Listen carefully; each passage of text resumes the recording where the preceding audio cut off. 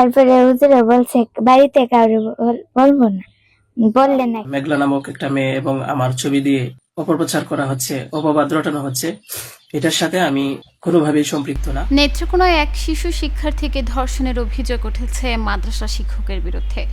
বর্তমানে শিশুটি 7 মাসের অন্তঃসত্ত্বা। এই ঘটনায় ওই শিক্ষকের বিরুদ্ধে মামলা করেছে ভুক্তভোগীর পরিবার। এই ব্যাপারে শিশুটি জানায়, মাদ্রাসা ছুটি হলে হুজুর তাকে মসজিদের বারান্দা ঝাড়ু দিতে বলে। এক পর্যায়ে মসজিদের কক্ষে তাকে নিয়ে যায় এবং সেখানেই তাকে ধর্ষণ করে।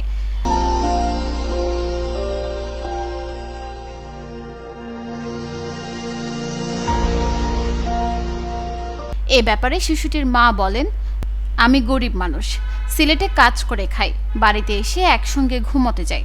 মেয়ের শারীরিক পরিবর্তন দেখে মেয়ের কাছে জানতে চাই। তখন মেয়েটি জানায় ওই শিক্ষক তার এই ক্ষতি করেছে। এই ঘটনায় অভিযুক্ত আমানুল্লাহ সাগর সব অভিযোগ অস্বীকার করে নিজেকে নির্দোষ দাবি করেছেন। বলেছেন, মাদ্রাসার নিয়ম কানুনের সঙ্গে শিশুর আচরণ সামঞ্জস্যপূর্ণ না হওয়ায় অভিভাবককে জানানো হয়েছে।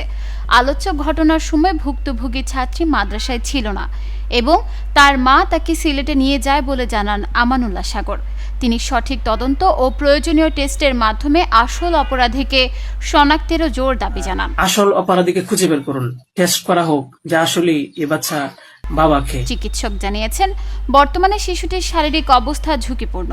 এই ঘটনায় 30 এপ্রিল মাদ্রাসার শিক্ষক আমানুল্লাহ সাগরকে অভিযুক্ত করে ভুক্তভোগীর মা একটি মামলা করেন। তুমি বাচ্চা চিন্তা করে তো লাভ নাই, তোমার মেয়ে চিন্তা। নিউজ ডেস্ক, চট্টগ্রাম সময়।